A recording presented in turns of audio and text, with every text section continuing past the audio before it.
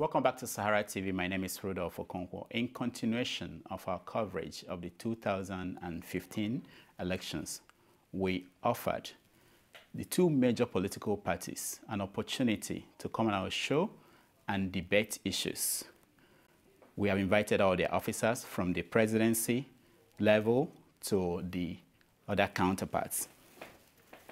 This week, we invited the directors of the presidential campaigns of the two parties, but the APC director of Buharis campaign, Mr. Rotimi, declined to appear.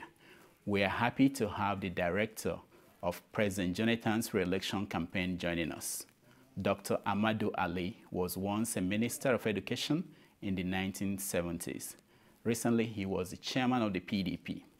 Dr. Ali, welcome to Sahara TV. Thank you, Mr. Okonkwo. Let me start. Dr. Ali, on March 1st, you turned 79. Happy birthday. Thank you. In this election, age has become a major issue. But at 79, and by all estimation, you have been doing a good job running the campaign of President Jonathan. Would it be right for anyone to describe you as an old plane that has been parked for so long? Well, you can see that I have not been parked. I've been busy ferrying passengers for so long, so I can be dependent upon. That's me as a person. Yeah. All right. You know my reference to that. That was how you referred to Buhari. Anyway, let's go to other things. A new political party called the Young Democratic Party just got a court injunction requiring INEC to register it as a political party. The party is now calling on INEC to reschedule the elections or accommodate it on the ballots papers that have been printed. What do you think INEC should do? INEC should just destroy the present ballot papers and add them on. And that can be done in the shortest possible way. You think they could do it before the election on the 28th? Yeah, 3 weeks more. With 3 weeks more. They've got a printer who did the first one. Okay. They just tell that printer within 3 days they produce the next volume and they hand it over to them. Okay. All right. So the opposition APC had what they called a million-man march today in Lagos. When you see people coming out to APC events, what does that make you feel about the campaign? Oh, it makes me so happy and proud because the elections are going to be keenly contested, unlike in the past, where the PDP was the only one in the firmament of the Nigerian sky.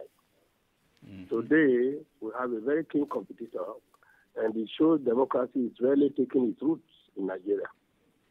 Yeah. Now, you have known former President Olusegun Obasanjo for years, and you've worked with him many times. When he turned his back on PDP, it must be a low point for you. As a former chairman of the PDP, would you say that the PDP has been in a very bad situation, worse than ever before? No, not for just one single individual leaving us, although it's the most important individual that is pulling out. Doesn't make much difference because since he finished his second term, he'll be behaving more as an international statesman. So we are not expecting him to go into the gutters, into the bush, into the sky, into the rivers, the way we are doing to win votes for us. He should be seen to be neutral. It's just the way he dramatized it that's the only fault he has. Yeah, but do you agree with his reasons for his actions? I don't, because at that age and experience, and a great hero of the country, you don't say you had rumors that you are going to be expelled. I mean, how can he be depending on rumors? There's so much rumors floating everywhere, especially in the social media. So how does he come about that statement? How does he come about that assessment? There is no time that the PDP has sat there and thought about expelling him. For what purpose? But also he's our greatest asset at any time. He also complained about how some people in the PDP, they've been attacking him and talking about him. He complained about the president going back on his words not to run for another term. He complained about some people who are running PDP in the Southwest. So are there no legitimate issues? He may have a legitimate issue with the people running the party in the Southwest, and it depends on how he presents himself to them. If not, it is a figure that should be revered any day. As far as the main PDP is concerned, we have no problems with him at all. The president has always held him in high esteem. And as a son that he groomed, surely he should be more interested in seeing how the son performs. And if he thinks the son is not doing well, he should call him quietly and advise him. I mean, as for whether somebody said you will run for one term or not, I mean, isn't that now the vogue in many African countries, Nigeria not accepted, where politicians say they will do one term and they proceed to add more. He was accused, too, of trying a third term. Was it he? Now, in several interviews, the president has said that his government has done well, but the issue is that he has not been advertised well. His achievements have not been advertised well. Even though Okonkwo once launched what he called the Indomie strategy. Why is it difficult to advertise the president's achievements? And do you think that it's not the achievement that is the problem, that it may be the product? No, his achievements are superlative. The products are... Pardon? No, go ahead, sir. The products are also excellent. The problem you must know is that when you run a government, anything you've done well is taken for granted. It is the one that you have not done that sticks out like a bad finger. That's the whole point. And you cannot do everything all at the same time. So anybody running a government, people will always find some holes in what he's doing. Because as armchair critics, you think you could have done better by sitting on the sideline. But that is not always the case. So there's no government that comes for re-election that people will not punch holes in all his programs. They will. But what he has done so far, opposition will never give him credit. They will only highlight the one he has not done yet. And that is what is happening in Nigeria. It's not new. Okay. You mentioned rumors in our political environment today. Let me give you one example. We keep hearing this story, and I want you to help us clear it out once and for all. Are there oil blocks that are about to expire that must be renewed by the incoming president this year? And is that a factor in this election? I am sorry. I operate at a lower level than the oil block owners of Nigeria. I don't know anything about oil blocks. Who has? Who doesn't? Who do not have? I don't know. Whether any is expiring or not, I will not know. These are just speculations and stories that have been bandied around. You know, and that is a misfortune with our system. But again, in a democracy and a government of Jonathan that has signed the Freedom of Information Act, people are bound to say anything they like and get away with it. Okay. Unlike those days when the heavy boots from the military were ready to stamp out any opposition. We don't do so in this regime because we are a democracy now, and freedom of information is guaranteed. So all the rumors they bandy around, the stories they carry around, half of them, we don't even know where they are emanating from. Okay. Now, let's go on to other issues. 3 weeks to the election, some political parties are still saying that Jega, the INEC chairman, should be fired. They are also threatening to boycott the election over the use of PVC. The PDP, your party, has expressed similar positions before. Why is this campaign against PVC? What is the current position of PDP over the use of PVC? Well, you see, the INEC insists on introducing this new technology. We are not against it. what we have been saying and the statement I made, if you follow it, I said the PVC should have been tried out at lower level elections, like local government elections. And we would have seen how it works and the faults in it before coming to bring it to the general election. Today we know that the PVC, one fault is that not everybody has got a PVC. By the time the elections were suspended, there are 40 million people left to collect their PVC, which means anybody that wins, the other party can sue on the ground that 40 million of his voters have been disenfranchised. That's not a position to go to election for. We had to, it was essential that they themselves, to save their neck, behind it, had to defer the elections till March 28. Now, the PVC itself, we have now found that it can make a lot of, there are so many mistakes in it. You put your finger, you are carrying your card, and it tells you you are not the one. How do you answer that? Then you try 2-3 times. Now you are giving battery for that equipment, the reader, the PVC reader. That battery lasts 8 hours. Some remote parts of this country, by the time the voting materials arrive there, 3-4 hours have gone. So after another 3-4 hours, you stop voting. What happens to the rest of the people whose cards cannot be authenticated by the PVC reader? These are things that we should have looked into seriously before. And the fault in the PVC reader is that many of them, when it authenticates 2 out of 10, 8 are disenfranchised. And yet you are carrying your PVC card with your photograph and your thumbprint. But the machine will keep recording the total number of people that approach it, not those that it has authenticated. That's a bad machine. Mm. Surely it's not the highest quality for this level of election. Mm.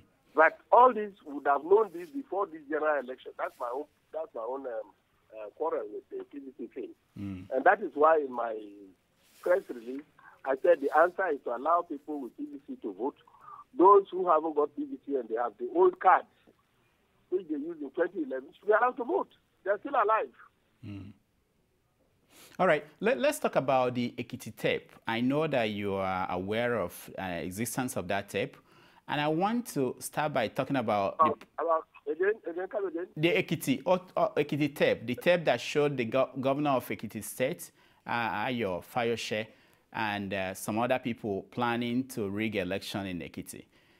When that tape came out, the president told the Wall Street Journal that the tape was fabricated and as such did not deserve any investigation. Now, later on, as evidence mounted, the president now said that there will be no investigation until the captain who recorded it will be made available to authenticate the tape. Now, is that the best answer for this situation? As far as I'm concerned, I stand with the BAM behind the president. We cannot go around investigating all sorts of frivolities that are thrown at us at a critical time when we are trying to go to a very critical election. You turn up with all sorts of newfangled things. There's nothing that technology has not shown us. People's heads have been grafted onto other people's bodies. And they've thrown out the pictures, all in WhatsApp, in all sorts of Facebook and so on. We've seen them all. So saying the text was sent by somebody, by nobody, all this is, please, we haven't got time for such frivolity. The election was won free and fair in Ekiti, and the incumbent governor, Fayemi, was quite correct in initially giving in to the victory that PDP had won and congratulated the new governor, Fayose. So why turn around now and start looking for faults here and there because of the litigiousness of the Nigerian nature? Mm. Now, Dr. Ali, you also know that it's now an issue for the person that the president nominated for the ministerial post. That is Mr. Obanikoro, who is now in the Senate, and the Senate is having problems trying to confirm him. I don't know how that one rubs on him. Because he was there. He's not from APC. Yeah, but he was there, and his voice was heard. It's my party. It's my party running the election. I could have been there. Any party member could have been there to help out. I don't think it's a crime to move from one state to another to help your colleague in winning her election. Come on, let's stop all this pettiness. All right. Let's look at this. On the one hand, your government is saying that marketing the achievements of the president has not been done well. Then on the other hand, we have people like Femi Fani-Kayode speaking for the PDP. The question is people are asking, is your campaign really serious about marketing the president's achievements or just throwing jabs and confusing matters? That's what people feel that is going on more than marketing the achievements. No, we are busy marketing the achievements of the president, okay? But when people throw some jabs at us, we also want to reply in good measure. So don't rely too much on the replies we give to the jabs as if that's the main thing we are doing. It is not. We have got more than a dozen or even 20 publications on the president's achievements by individual Nigerians, not by the government itself. Now, and every minister is on the road telling the world what this government has achieved during his period at the helm of affairs. People should just listen if they want to. But when they don't want to listen, they only take some inconsequential things and make a molehill out of it, a mountain out of a molehill. Now, among all the crazy things people like Governor Fayose and Femi Fani-Kayode said in this campaign, I think the craziest one was Femi Fani-Kayode saying that Buhari was brain dead. He was supporting what? Brain dead. He was supporting what Patience Jonathan, the wife of the president, said. Now, what do you mean by brain dead? None of them is a medical doctor. None of them is a medical doctor. So they could not diagnose anybody. Well, but they said that it's in all the papers that Buhari was... I didn't read that. It's just like the kind of Nigerian English that what somebody is saying has no sense. It doesn't mean that he has sense before he said it, or to say that you have no brains, just to insult somebody else. That's all. But none of them is a medical doctor. That diagnosis is in the realm of medicine, and that's my field. To diagnose someone as brain dead, goodness gracious, that takes a lot of knowledge, my friend, and equipment and everything. So it's not a thing for political rally. So the people who said those statements are not serious, and you shouldn't take them seriously. You as a journalist, you should know what to... we see the headline... You don't take on, for example, I can't sit down here and be talking about engineering when I'm a medical doctor and criticizing what is happening there. No, I know. But Nigerians, they see the video, they also see the headlines, and they want to understand why are people making statements like this. And let me ask you, are you proud? Are you proud of the campaign your team, you've been running since the beginning of this campaign? Goodness gracious, am I proud? I am more than proud. I'm doing my best for this nation, and I'm so proud of the success that is leading ahead, that I will be part of it. Goodness gracious, am I proud? I am very proud. And you too should be proud that you are interviewing me. No, I am, because we are going to get to your history, because there are a lot of things about you. You are a very, very important individual in Nigeria. But let me ask you this before we take a break. In recent days, Patience Jonathan, the wife of the president, has become one of the most effective campaigners for the president. In her characteristic way, she uses some very colorful languages. Now, she was caught on tape saying this. I will pause now and let our viewers watch this. I know you are not going to be able to see it. I will explain to you what she said, and then I will give you a reaction. Let's watch that. Listen, anybody that come and tell you change, stone that person. I hear your son. Anybody that tell you change, tell the person carry your change. Okay, so she was campaigning for the president, and she was talking about... I haven't heard her voice. I only heard the voice of a man. Okay, I know. When you watch the video, you see that it's all over the internet. But I will explain to you what she said.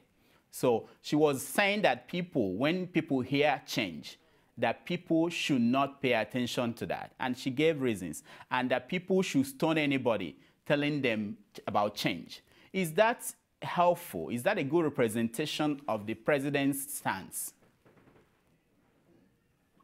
Look, you know, when you make a speech, you make it before an audience. Depending on the understanding of your audience, that will be the level of communication you can give them. What you have said now, even if you are paraphrasing what the dame said, I do not know. It doesn't mean anything to me. But quite importantly, you must know the context in which she made the speech.